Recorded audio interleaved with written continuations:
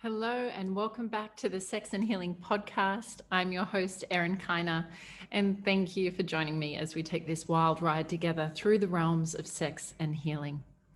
I just want to say thank you so much for this first week of podcast launch. We've had nearly 700 listeners in nearly 20 countries around the world, and I just couldn't imagine that was going to happen in the first week. There was a moment of sadness. It felt so easy now that the time's finally here. It felt in some ways like a very insignificant step, and yet it is actually huge.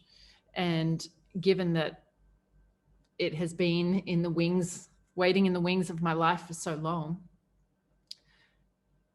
the ease in which it's come through, the timing of it all, it blows my mind. But it's a big up leveling in my life to put myself out there in such a public forum in such a vulnerable way.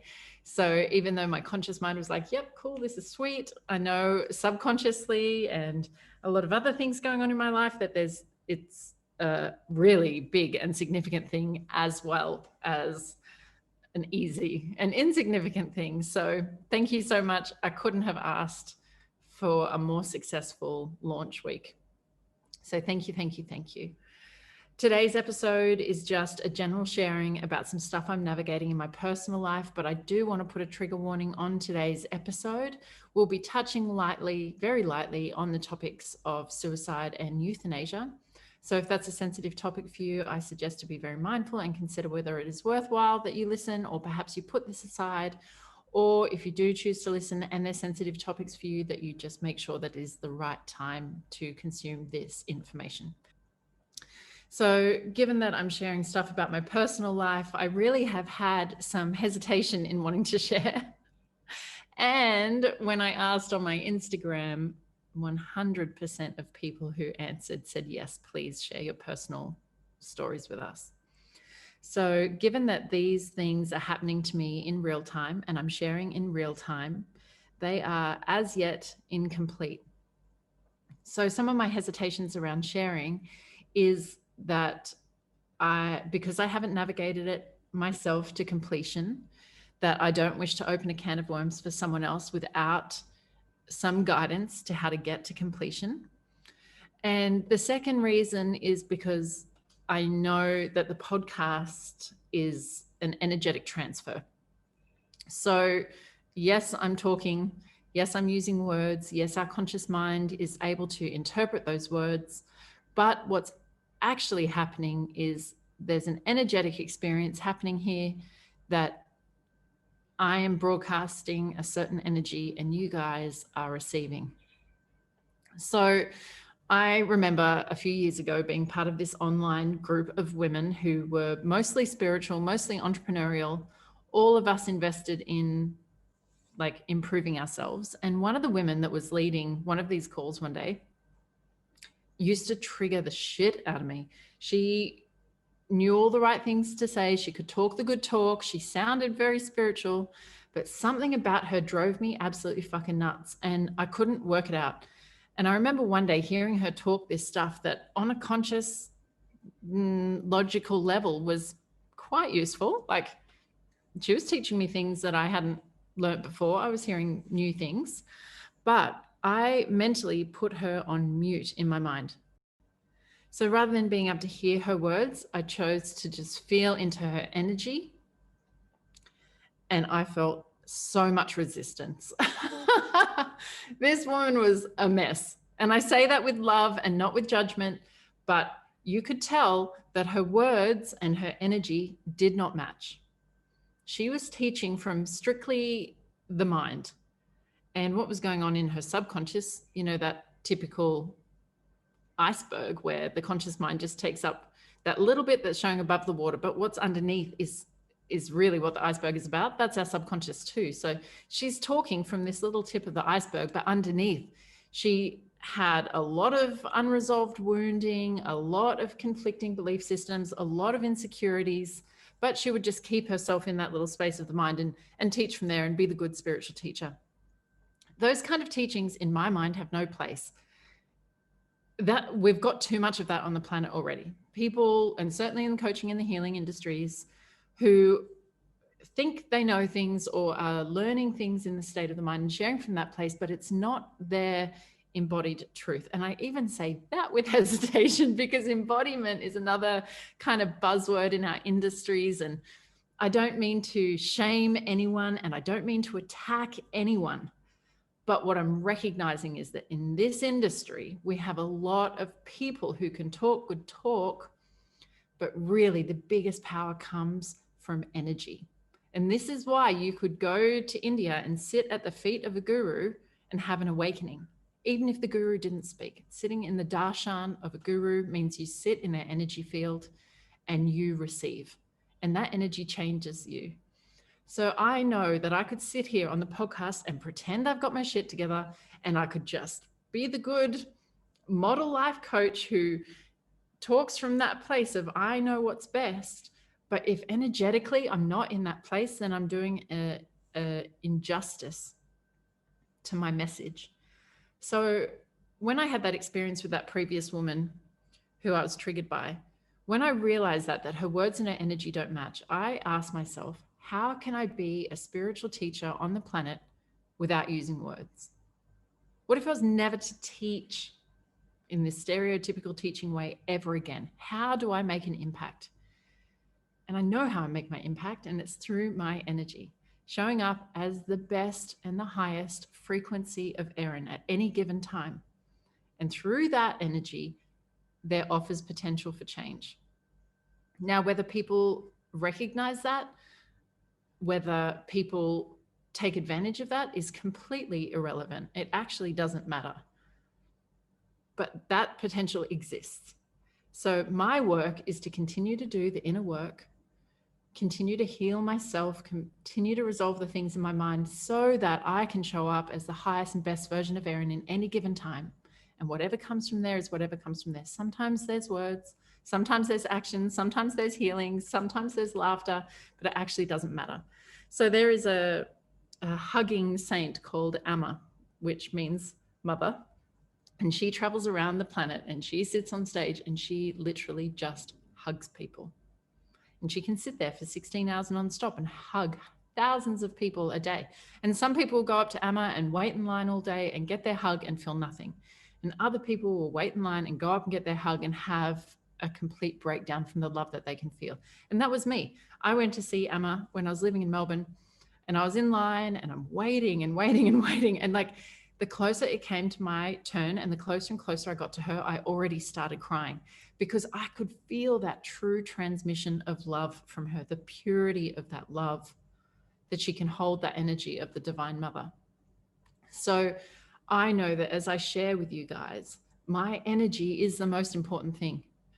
So if I'm deep in my own shit, I don't want to be transmitting that energy.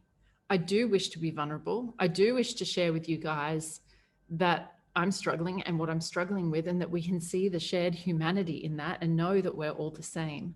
But I'm just exceptionally mindful of the energetic transmission that can happen here. So given that I am deep in my own stuff this week, I hesitate to share that for those reasons. But I do still feel that there are certain elements of this week that I can share with you, because you guys said that this is exactly what you want. And I can share that in a way that I feel empowered and able to hold that love in my heart and not go deep into my own stuff, because it's heavy. It feels heavy. I've been crying all week. But what I would like to share with you is that as I make myself vulnerable here, now this is what happens in my life typically. I'm a very vulnerable person. I work on my stuff relentlessly. I'm very equipped to work on my stuff. I have support people that I go to when I need additional support who are very equipped at helping me. I have a high level of self-awareness to be able to monitor myself. And still, sometimes when I share with someone, they just want to give me advice. Sometimes they want to give me the most, like the advice is so unhelpful. And on the inside, I think, please give me the benefit of the doubt that I've thought of that already. Please do not. So I know unsolicited advice is something that I struggle with deeply, but I'm pretty sure I can speak for most of us in saying that none of us really like unsolicited advice. But what I recommend that you do, which is something that I would like to do today, is before we share vulnerably, is that we express what we need so that you educate and empower those people that you're sharing to with exactly how to respond. Because most people, when they hear something difficult, they want to contribute something. They want to make you feel better. They want to take away your suffering. Sometimes they want to make themselves feel better by looking like they've got something to share. And it's not often what you need, and it's not often actually helpful. But what you do need, they probably have no idea. And we all need something different. So for me, when I share in my private life, I often say to my friends, could you please just listen? Or could you please just hold me when I cry? I don't need you to solve my problems. I don't need you to contribute.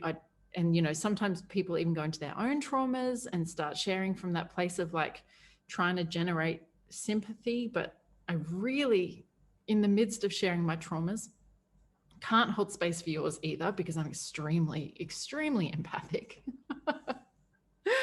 So, you know, I recognize that it's everyone's best intentions to care and to show love, but it's not always helpful. So what I'm asking for today is for you guys to just listen, for you guys not to get into my suffering with me, not to allow the content of this episode or any episodes to bring you down, because if both of us are down in that energy, no one's benefiting. It is better for me to be in the depth of my own stuff and processing my own stuff, and you guys keep continuing to do what's right for you. And if I need help, I will ask. I can ask for what I need. So please listen.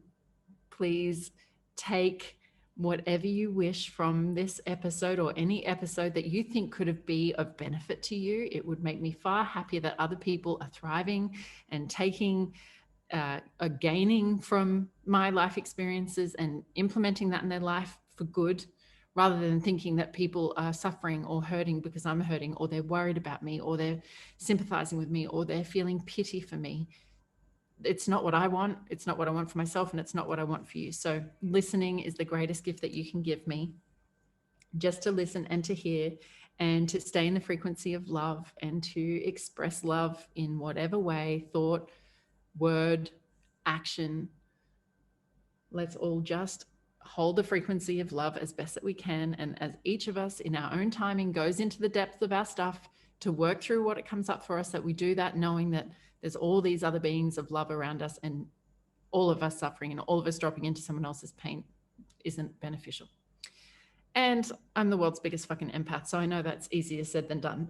So if you're anywhere near as empathic as me, then I invite you now to just step into the role of observer. That's something that I've been working on in my personal life, is consciously saying, Erin, just observe this, is like clicking out of that automatic empathy mode and just observing without making it about me, without putting me into the story, without putting me into the scene. Just sit back and watch and observe. And I found that has been very, very, very beneficial for my extreme empathy. So this week, this big old fucking week, it has been huge. And I'm recording this under the new moon in Scorpio, and Scorpio moons have always been the most intense. In the last couple of years, I've had major shit come up on the Scorpio new moon. Actually, as a side note, I just signed up to do a year-long astrology course. So this time next year, I will be a certified astrologer, which I'm fucking excited about, because all the astrology I know now is self-taught, and I'm obsessed with the stars. And sometimes I think I am a fucking planet that dropped from the sky. I feel the movement of the planets in my life almost daily. Like, I remember one day waking up and just feeling this anger inside me, and I stood at the door to my bedroom and was like, oh, fucking Mars. And I knew the planet Mars was doing something, because I felt it so distinctly. And so what did I do? I go have a look at my chart, and yep, fucking Mars that day hit my chart in a particular way. So another reason why I think A, empath of the universe, B, triple water sign astrologically, very, very sensitive.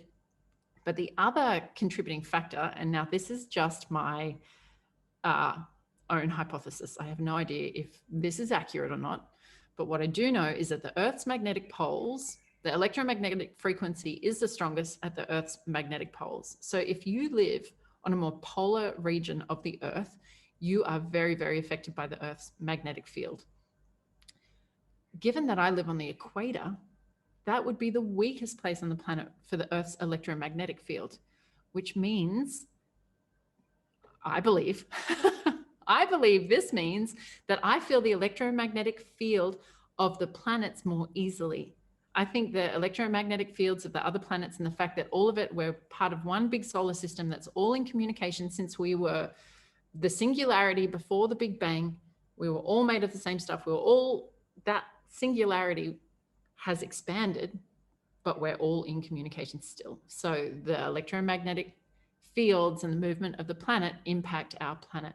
So I feel like being super sensitive, but also living on the equator, means that I'm exceptionally sensitive to the movement of the planets and the celestial bodies. So Scorpio time for me is intense. I fucking love Scorpio with all my heart. Like I've always craved Scorpio lovers because of their intensity and their passion and their possessiveness. I love it. But I love the fearlessness that Scorpio has in going to depths, going into the darkness, going into the underworld, really excavating our psyche through Scorpio waters. So given that this is Scorpio new moon week in Scorpio season, I'm not at all surprised that it has been an intensely energetic week for me. But essentially this week, and again, I'm going to finish that sentence soon, but I just wanted to say that I'm going to be sharing about my mum, and I share about my mum with her enthusiastic consent. So I just want to say thank you, Mum. My mum and I have shared a very interesting journey for the last 17 years. We've shared a very interesting journey for 38 years, but my mum knows that I'm here to teach love and that my greatest intention is to transform other people's lives. And she wholeheartedly allows me and encourages me to share the journey that she and I have taken for that intention, that other people learn and grow from the experiences that we've been through. And that means the world to me, that she is willing to put her own whatever feelings she has around her experience aside for the greater good.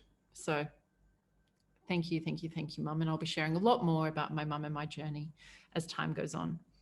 But to just give you guys a bit of an insight as to what kicked off this big trauma-filled week for me. And I say trauma, here goes another tangent. Sorry, guys. I'll finish that sentence soon. But trauma is a bit of a buzzword as well. But it really doesn't matter what's happening outside of us. And it really doesn't matter what we're going through compared to what anyone else on the planet is going through. What really matters is how the brain is interpreting and responding to information. And if the brain is processing something as trauma, it's trauma. It doesn't matter how simple that thing might be. It doesn't matter how insignificant that might be. It certainly doesn't matter what anyone else is going through. If your brain is perceiving and responding to something it considers trauma, it's trauma. So as much as that's a buzzword and as much as that's overused, it's also absolutely valid no matter what the situation is. And I can absolutely see how this week my mind has been in trauma mode. So at the beginning of the week, I got a message from my mum that said that she was getting some test results back, that at this point she was still waiting on more results, but there was evidence from the preliminary tests that she is suffering from something that is causing her muscles to degenerate. So she's selling the farm, she's selling her animals, she's buying a small house that's going to be easier for her to manage as her body starts to decline. I think that would be a very difficult message for anyone to receive from a parent. But Mum and I have been on a journey for the last 17 years where my mum has experienced extreme depression and anxiety. So when I was 21, she had a nervous breakdown, and that was the first time that she was hospitalized in a psychiatric hospital and treated for it. I would say that my mum has probably had undiagnosed depression for almost all of my life. And at that point, it just reached a breaking point where it actually took her getting physically sick on a plane coming home from a work trip around the world.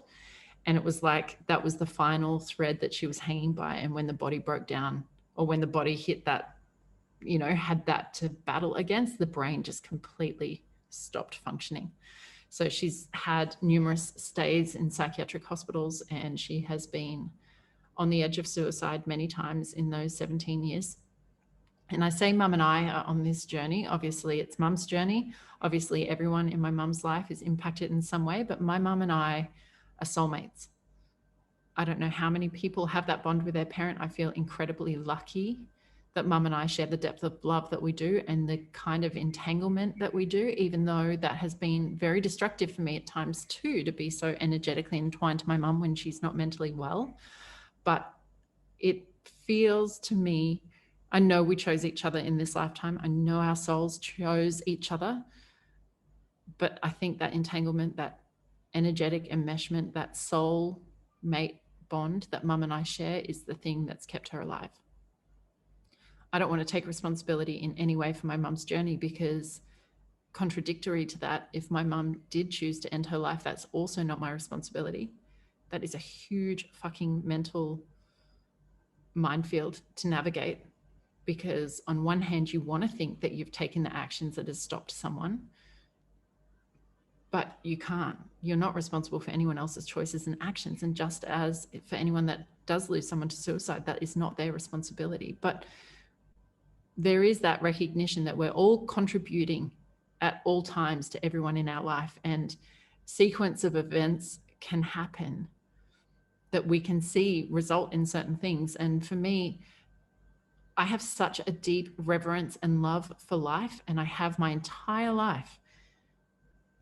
I couldn't take life under any circumstances. I legit have never even killed a cockroach.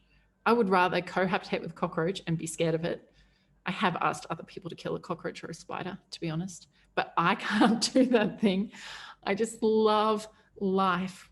I see life as very sacred, and I'm not projecting that belief onto anyone else, and I'm not judging anyone for having differing beliefs and opinions. Everyone's entitled to whatever they feel, but I know for me, life is sacred.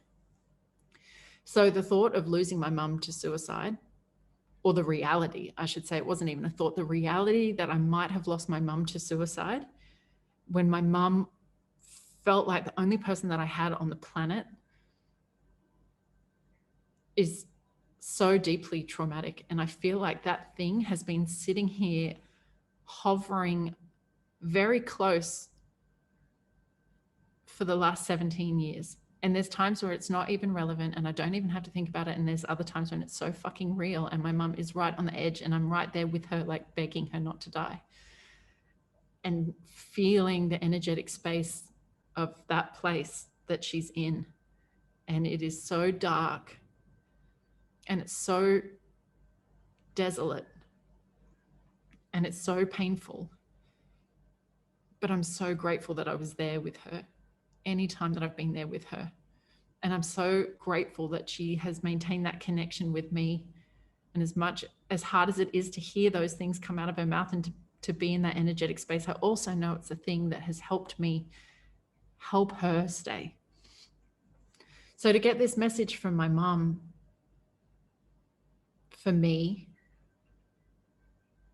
opened up that trauma of how long I've been afraid of this and how many times I have felt like it was going to happen.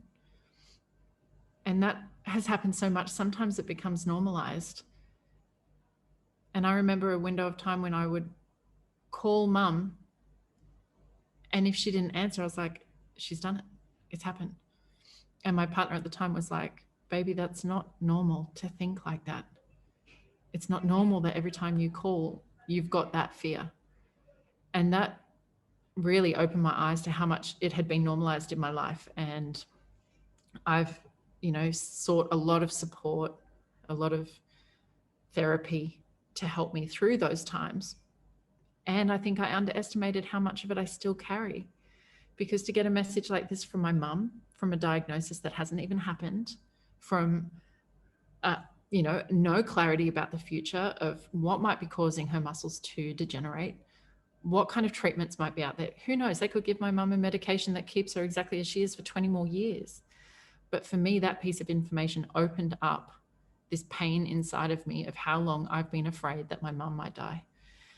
And also starting to, what I would call future trip, go into these stories of these future potentials that haven't even happened, of knowing that my mum is not going to want to be in a body that's degrading. My mum doesn't have a mind that's peaceful. My mum's mind is painful and suffering and anxious. And her physical mobility is how she spends her days, is like working a farm by herself and being in nature and being with animals and playing golf. These things are what my mum, I'm going to say what my mum lives for. I don't know if that's the right languaging to use, but that's my mum's life experience. And if you take that away, what has she got left? So then I really had to start thinking about my mum's mortality in a way that I haven't, but yet I have. I've been thinking about and trying to mentally prepare for my mum's mortality for nearly 20 years. But if my mum was to go via suicide, I would suffer deeply from that, because I would always question where along the path between some semblance of mental wellness and the choice to commit suicide, where could that path have been diverted? Where were there other choices that could have been made that could have steered us in a different direction? With a diagnosis of some sort of degenerative disease, those other choices are greatly reduced. And that's a path that's heading in one direction. And, ethically, legally, euthanasia is not available in Australia. And Mum and I had a conversation about euthanasia when I was a lot younger, and she was deep in her depression. And she said that that is how she would want to go if she ever got sick, that she would never want to end up as a vegetable. She would never want to lose her mind. She would never want her body to be like that. And that's a very, very hard thing for me to hear, because to support a choice like that, when I can't kill a cockroach, weighs very heavily on my sensitive, sweet soul. And yet I recognize that what's right for me and what my path is in life is no reflection of anyone else's. And inside of me, I have this relentless, ruthless desire to heal. I don't know. No one taught me that. There was that force inside of me was a fucking gift. There's no doubt about that. But it's easy for me to judge others who don't have it, and to get frustrated when other people don't change and when they don't heal, and like when they go through the same lessons. And I'm thinking about one particular friendship in my life at the moment, and I'm just like, fuck, girl, I can't be your friend right now, because I have told you so many times throughout this year, so many things that you could do that could make things better for you. I've helped you identify what the cause of the problem is. I've helped you identify things that you could change, and you just want to go and perpetuate that drama. You want to keep going back and playing the same games, even though you know better, even though there are other choices available to you. That kind of quality is something that's very, very difficult for me to maintain or be around for a long period of time. I have an incredible amount of compassion, and I want to support and love everyone in my life. But I know for me, I need other people around me who move at the same pace I do, who, as soon as you recognize that there's something inside of you that you could change or improve, that you start doing it, and that you don't sit in that stuff. So I try not to judge that, but honestly, I struggle. I definitely have, and my first response is to judge and get frustrated with that. But when I look at my mum's astrological chart and how different it is from mine, I see that mum's chart actually contains a lot of suffering. So her soul chose to come to this human life and have certain experiences. Now, who am I to judge whether that's right or wrong? Who on earth am I to think that I know what's best or what my mum's soul needs, or to take the qualities that are inherent in me and apply them to someone else and consider it wrong? So as much as I choose to have reverence, I don't even choose reverence for life. It's just, again, something that's inbuilt. As I love life and I love healing and I love growing, I must keep that to myself and apply it only to myself in order to be able to see others unconditionally and love them unconditionally and just let them be themselves. That's truly what unconditional love is not to judge or misperceive someone or apply your own values or ideas of right and wrong to someone else. So if that's my mum's journey in this lifetime, if that is the outcome that my mum chooses in this lifetime, yes, it will be the hardest thing that I ever go through. And I absolutely know that I have it inside of me, the capacity to one day be at peace. I will suffer greatly. I will feel a lot of pain. I will suffer a lot of grief. But ultimately, that's someone else's journey. And this is my journey. And Mum and I have talked about that, about the weight that I would carry in my life if that was to be a choice that she would make. And I know she considers that, and I'm grateful. I'm grateful that that message got in that day that we had that conversation. That was about a year ago when I went back to Australia when she was suicidal. And yeah, it's not usually an avenue that I would think to take, to say, well, make it about me, think about me. But in Mum recognizing the impact that it would have on the purpose, Mum knows what I'm here to do. She said that she's known it since I was a little kid. There was something different about me and that I was here to do something. So knowing that that's the case, I know she wants to support that. And I know she wants to support me being me and me making the impact that I'm here to make. And so gratefully, that is in her mind now, that choice would impact my ability to do what I'm here to do. So obviously this story does not have resolution. Mum is still waiting for more test results. There are some conditions that you actually can't test for, and it's more a process of elimination and testing for everything else and eliminating it. So I have no idea what's to come of that. But this week has been a trauma-filled one. It's brought up emotions, it's brought up rage, it's brought up resentment, it's brought up just this anger deep, deep, deep inside of me. And from that place, I can see now, I couldn't at the time, because I thought I was just getting smacked by life in every single direction. I just, like, every day was, certainly the first half of the week was just like boom, boom, boom, 3 days in a row of deep fucking triggers and navigating incredibly difficult things and just thinking I'm in this tough place of life where I'm getting kicked in all directions. But my lover asked me last night, do I think that this all stems from this one message from Mum? Because I've acted in extremely uncharacteristic ways this week. I have felt a depth of insecurity inside of me and a depth of body hating, loathing inside of me that I have not felt in fucking ages. And certainly in my relationship, this insecurity was like out of control. And as I listened to the episode that I released last week about being bi, poly, submissive, and in love, I talked about feeling that place where there is no threat. And that is just so far removed from where I am now. Oh my God. And I know that different circumstances, you know, different other women and other love connections in his life I'm going to respond differently to, that some are absolutely okay and then others are a twinge. In my mind, I was like, I need to create a fucking threat graph of like, on one axis, like the likelihood, and on the other axis, the risk factor, and then like plot on the graph, like why on earth is this one circumstance absolutely set me off, but that one hasn't?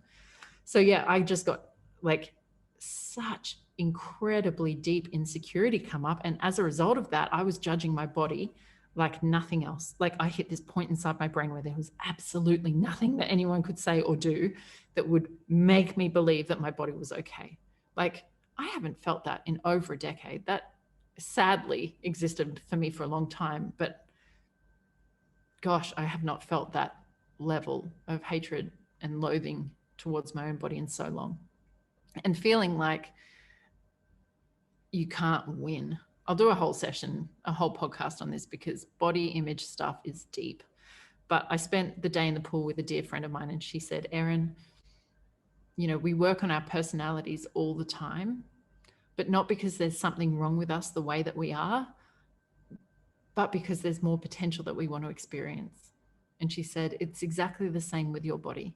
You can choose to change your body and work on your body because there's more potential to experience, but it doesn't mean that there's something wrong with you the way that you are. And that was hugely powerful for me, because changing your body does come with this complex thing of like, I need to find the balance between loving and accepting myself as I am and changing. But most of the time when you're young, you're changing because you don't love and accept yourself where you are, and you hate yourself as you are, and you're using that hate to propel you forward, and you can't hate yourself into loving yourself. That's never going to solve the problem. So that helped me ease some of that insecurity around the body stuff. But then also I let my partner down twice this week, and he was in a place of great need, and he asked me for support. And that's the first time that he's asked me in that way for that kind of support, and I didn't show up for him. And that is incredibly out of character for me. And I was racked with guilt. When I realized what I'd done, it was definitely not conscious at all. But when I realized, I felt sick and like I could cry. And I knew, he does not need this. He's in a place of need right now. He needs my support, my guilt, my shame, my feelings of remorse. Not the time, not the place. Like, sort yourself out, Erin, and fucking show up as best that you can, even though you've let him down. I did it twice. I let him down twice this week, and I have not even once for a second have I done anything like that in the 6 months that we've been getting to know each other. So he recognizes that it's out of character for me. He doesn't hold on to it at all. In fact, he showed me a level of love and forgiveness that I really struggle to accept. It's been really fucking challenging to let him love me when I'm feeling so disappointed in myself. But that has been a beautiful thing to navigate at the same time. And then on top of that, I had another situation where I didn't express my boundaries and I didn't advocate for myself.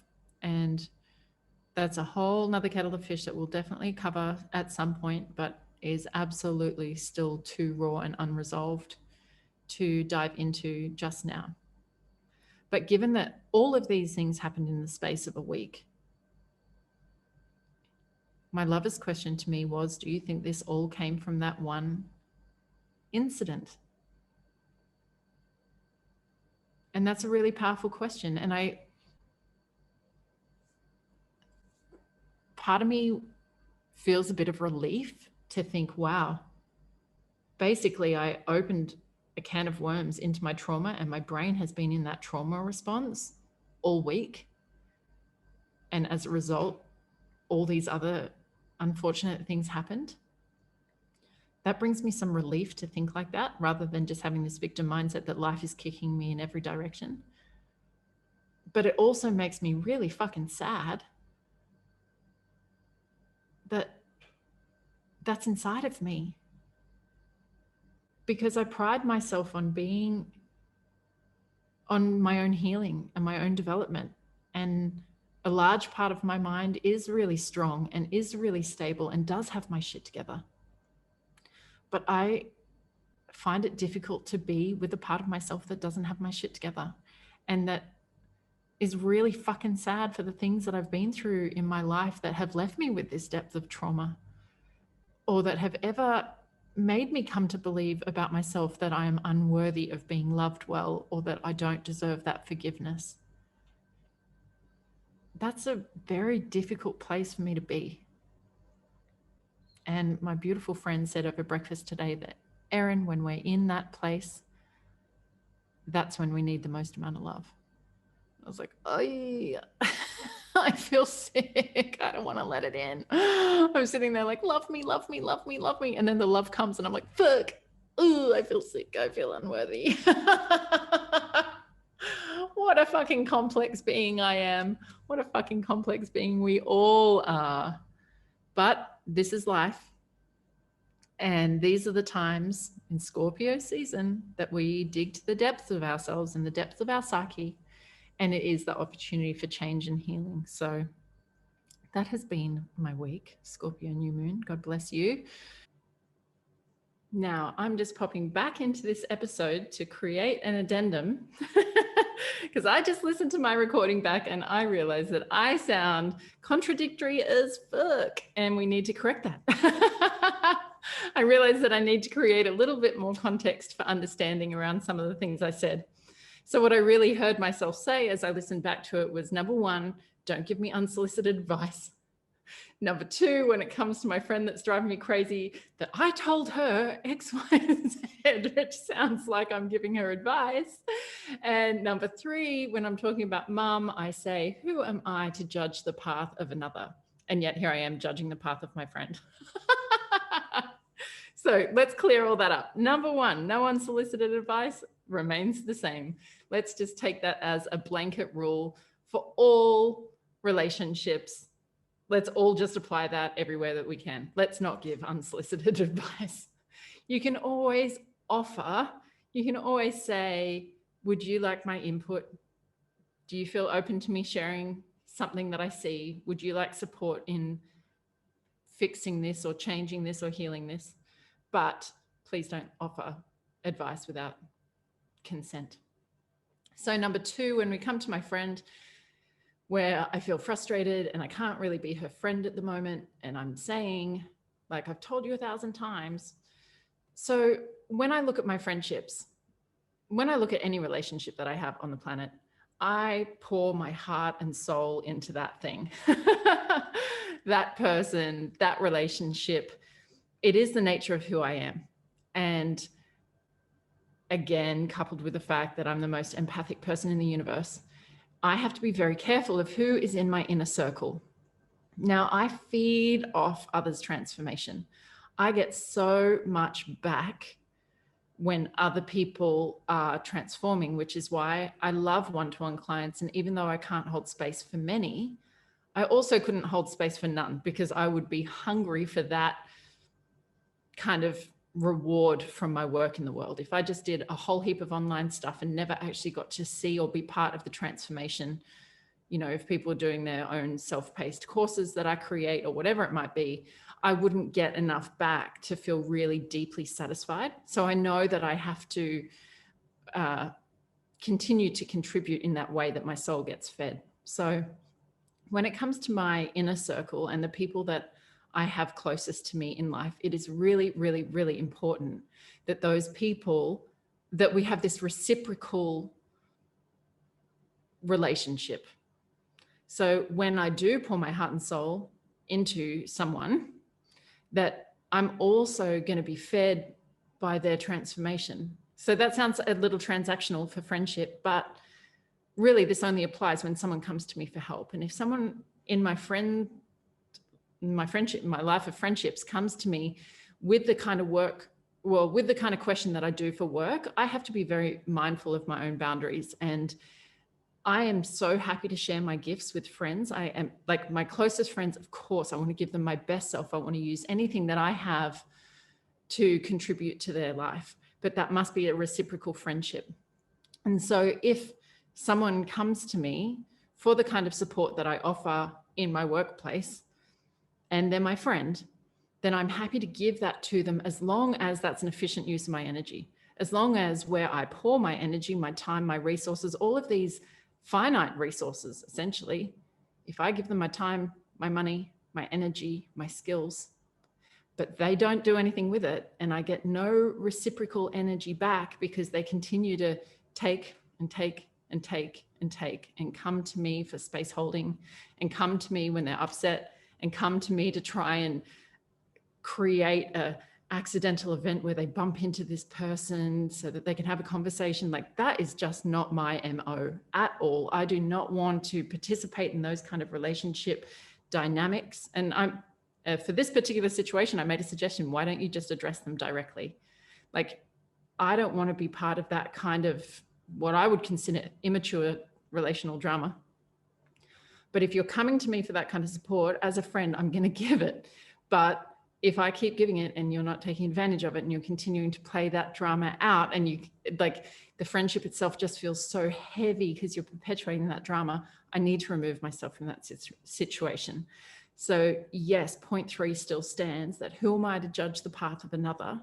Who am I to dictate what is right or wrong for them, or judge them for the choices that they're making? But what I can recognize is that they're not the right choices for me. So I need to have strong boundaries around that and say, you're on your path.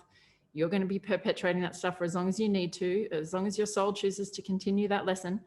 Once you graduate that lesson is when you will move on from that. And I can't control that in any way. I've given you the best that I can to try and support you out of your suffering, because that's what you came to me for.